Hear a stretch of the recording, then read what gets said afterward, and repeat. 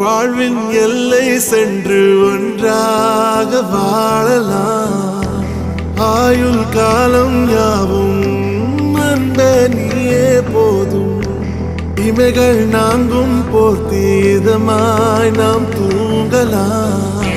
நீயும் நானும் வந்து கண்கள் கோர்த்து கொண்டு வாழ்வின் எல்லை சென்று